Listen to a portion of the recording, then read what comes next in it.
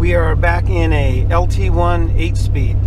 Most of you know that's probably my favorite combination right now.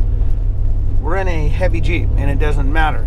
That's one of the great things about the LTs, especially the 6.2s, is they have so much torque that weight doesn't matter. And if you look at this Jeep, it's got a lot of stuff in it. We got stuff up here, survival kits, we've got roll bars and roof racks, and I would say it has everything but the kitchen sink, but I think it has one of those in the back too. What makes the LT so great? Well, most of you know that it's direct injected, it's high compression, it's got 8 and 10 speed transmissions. So I thought what we do in this video is discuss a little bit about what the future has to bring, because I get a lot of questions, where are you at and where are you going? Motec has been the spearhead of technology when it comes to these LS, LT engine conversions. We started doing them over a decade ago, and as you know, the combination has really proven to be effective, so a lot of other companies are doing it now. We broke ground with the LTs over 3 years ago, and I'm not going to say it was a bumpy or a rough road, because it wasn't. Really, we put the LTs in the JKs and they worked great right off the bat. We had some steep learning curves as far as the tuning and hardware goes, just like GM had. Our installations and drivability basically paralleled what GM was doing with their production vehicles.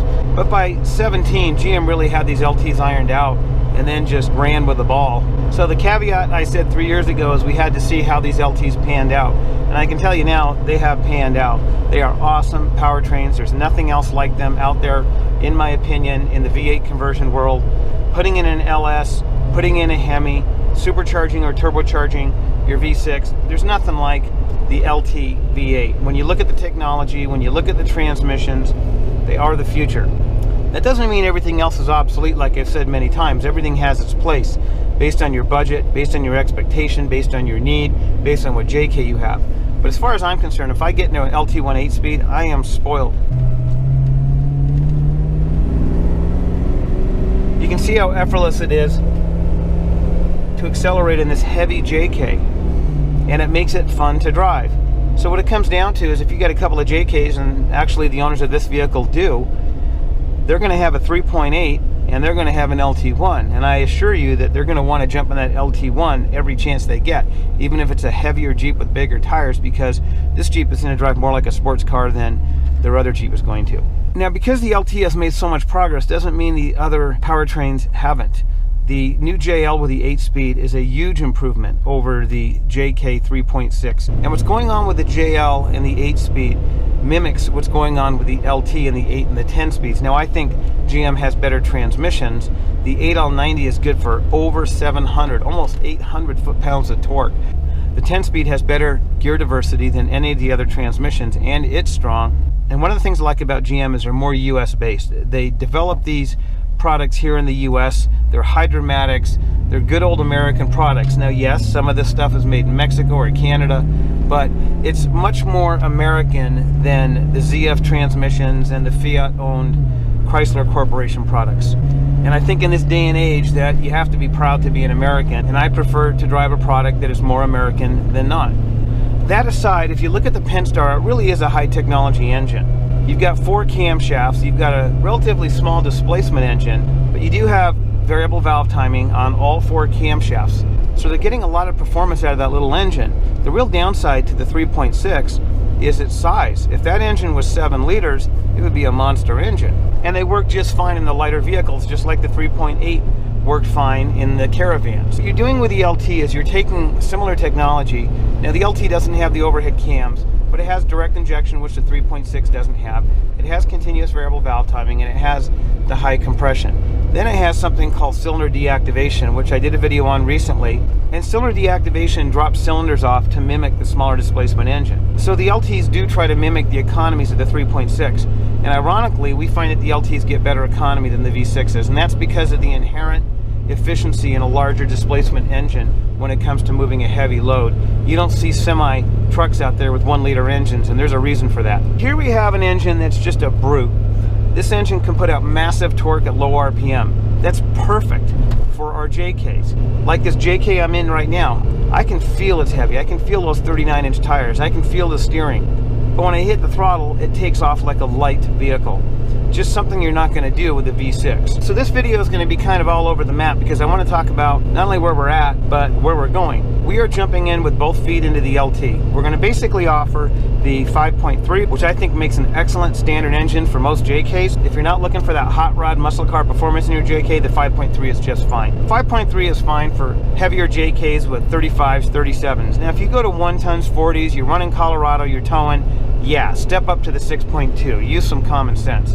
But if you got an average JK, 3-inch lift, 35-inch tires, 37-inch tires, maybe you got some steel bumpers and a winch, 5.3 is going to work for you. The 6.2 is pretty much unchallenged in bottom end torque, and that's what we want in these heavy vehicles. You can have 600 horsepower in your Hemi JK, you can have 600 horsepower in your LS powered JK, but you don't have the transmission and you don't have direct injection and CVVT to get that massive bottom end torque. Because when you have a really heavy JK, one that's as aerodynamic as a brick, because you've lifted it up, you put roof racks on it, lights and everything else, you got to fight that aerodynamic drag. Then you have weight, you have to move that weight. Then you get tires. Some of these 40-inch tires with rims can weigh over 200 pounds each. That's 800 pounds of wheels and tires that you have to accelerate and decelerate. You add that all up, what you need to do is move that weight with torque. It's not just about horsepower. I mentioned it in my video several times, but when I used to do the roundy round racing with my company, the old NASCAR guys used to say it's torque that gets you there and horsepower that keeps you there. And really with our JKs, it's about hauling this weight. And not just on the street, but you're off-road, you're on a 7 or 8 degree incline trail. You've got a 7,000 pound JK. It's so easy to drive that JK off-road with this massive torque. A lot of times you don't even have to drop it into 4 low, you just leave it in 4 high, drop it down into first gear, and remember, these 8-speed and 10-speed transmissions and the 6-speed have more than a 4-to-1 low first gear. If you're running a 2.8 or a 3-to-1 first gear with a V6, I think you can see the scale of the difference. And then when you consider the engine I'm driving right now has more torque at low RPM than the V6s have anywhere in their power band. So we're jumping in with both feet in the 8 and the 10-speed transmission, and yep, we've got 4 or 5 10-speed builds going on. I'm going to do a comprehensive test driving one. As I mentioned, the 5.3 L83 and soon to be L84 and the LT1 are going to be our main engines. Yes, we're going to support the L86 and the L87. So with these 5.3s and these 6.2 LTs, we're going to support the 6-speed, the 8-speed, and the 10-speed transmission. Now, if you look at some of our competition really pushing the LS and even putting things like LS3s in 2019 JLs, in my opinion, that's pretty nuts. You're using 10-year-old technology. It's essentially illegal in all 50 states, according to the feds. You're not using the latest and greatest in transmission technology. And if you do a hybrid where you put a Chrysler or a ZF transmission behind an LS, it's just kind of like a bad marriage, in my opinion, because then you just introduce all sorts of weirdness with hacked and patched operating systems and weird adapters and things. So when you look at the LT in its purest form, you get an LT1 or an LT4 with a 10-speed, the way GM intended it. It's phenomenal. Look at a new Corvette. Look at what the new Corvette can do against these $500,000 supercars, and then imagine that powertrain in your Jeep. Let's talk about the single module system. Way back in the day when we first started doing these swaps, we weren't using a key-in interface. We were using an analog interface, and it was quite complex. A lot of wires, a lot of stuff going on. We were running a BCM, and that wasn't ideal. While I have a lot of vehicles on the road today with that combination, including one of my own vehicles, it just had to get better. It had to get simpler. Our CAN module came out many years ago and simplified the installation and reduced the wire count quite a bit. We were able to gain the functionality we wanted by using bidirectional communication between the GM and the Chrysler side. Now, we were using a GM engine controller and a Chrysler engine controller. Whether it's a PCM or an ECM, it doesn't really matter. But this means we're running redundant controllers, and there's really nothing wrong with that. In fact, there's some advantages to that. By leaving these systems complete and allowing full communication with each system, you have full functionality on the Chrysler side.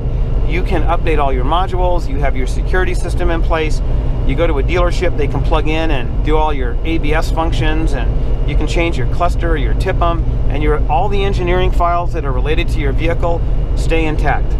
On the GM side, because that's pure, if the Chrysler side melts down, and that does happen, maybe not often, but the GM side runs in a standalone mode. So there are some advantages to that. With the durability and reliability of electronics today, we wanted to go to the next step. So what we've done is we've removed as much redundant componentry as we could. So with a single module system, the Jeep engine controller is gone. So now we have one engine controller, we have one gas pedal, we have virtually the same parts count that a stock vehicle has. And through the wizardry of science, not Harry Potter, as you know, I have my elder one. And I'm not going to say we added a whole bunch of functionality with a single module system. The reality is our current CAN system is extremely functional and is still open for more updates. Motec pioneered the bolt-in engine mounts for the LS. Motec pioneered the billet accessory drive bracket so you can reuse the JK accessories. We've tried to rationalize this swap to get it as bolt-in as we can. And in the early days, that wasn't quite so true. With the welded motor mounts and other fabrication, along with the more complex wiring, the install took quite a bit longer than it does now. Now, I'm not a very opinionated person, as you know. I try to be as objective as I can. My nickname in high school was Robbie the Robot, but I will say I am opinionated about the LT. I really do feel it has significant advantages over everything else in the market currently, especially when you combine it with the 8 and the 10-speed transmission. I've driven almost everything out there. Last week I was driving a 6.4 Hemi. I have 2 or 3 builds in shop that have V6s with superchargers and one with a turbocharger. I've got plenty of LSs in the shop. And guys, that's another thing about these newer operating systems and staying all GM, is everything's available to you. Tuning, hardware, camshafts, intakes. You want to make your transmission shift like a track car? You got it. You want to make it shift for grandma? You can. We've got some new cooling system products that I'll be showing you. Our dual header, radiator, some rail coolers. A lot of you guys block the intake into your grills, so we're offboarding some of the cooling functions. In the meantime, I'm going to go out and enjoy this LT1 off-road. We're going to see how it does, and then we'll be back soon for another video. We stopped to switch drones. This is a pretty long, steep grade that we came up. I don't know if you can hear this LT1 just ticking over, but it's completely unstressed. It's idling at about 450 RPM. Sounds like a diesel. It pulled this heavy JK up this trail like nothing. In fact, the spare tire carrier had more issues coming up the trail than the LT1 did. Now look at this cooling. I think you can see with the grill inserts, the stinger, the lights, etc. Not a whole lot of cooling air going in here. But as I mentioned earlier in the video, we do have some off-board cooling going on. Now, after going up this trail and stopping, here's one of our rail coolers. This one happens to be for the engine. You'll notice we're running crimped hydraulic hose. And this cooler is barely warm to the touch. And we've got a cooler just like this on the other side for the transmission. So let's take a quick look at this Jeep. It's pretty typical of what a lot of my customers do. You can see all this stuff that has been added. I'm not really sure what a lot of it is, but my point is there's a lot of weight here. Starting at the front, we've obviously got, although he does have an abbreviated steel bumper, we've got some lights, we got the metal cloak. These are really nice fenders because they come off. You take that socket head or Allen head screw out and these fenders come off. Now he did have a snorkel on this. We don't like to run the snorkels unless absolutely necessary. He's got some kind of roof rack, which I think this bracket has to do with. We got rock rails, we've got bead locks, we've got a custom top. I do believe that's propane, probably for the kitchen sink we talked about. We got a relatively heavy tire carrier, some corner armor, a really heavy steel bumper. It looks like this Jeep is plumbed for pneumatics or air. So this is pretty typical, and this is a lot of weight. And hauling all this weight with a little V6 can be challenging. But these LTs just don't care. Their strong point is their torque. So again, I think you have to think of these engines a little bit different than you do about the Hemis and the LSs, because what you're doing is basically buying half of a diesel. And I think that's what a lot of you guys want. The couple that owns this Jeep has their own website that they put a lot of really cool videos on. I believe that's it right there, trailnut.com with a hyphen. This Jeep was also just in JP Magazine. I think it's the latest issue, and I think it's the last printed issue. So pick up a copy of that, and you're going to see this Jeep in there. So we're going to continue on the trail.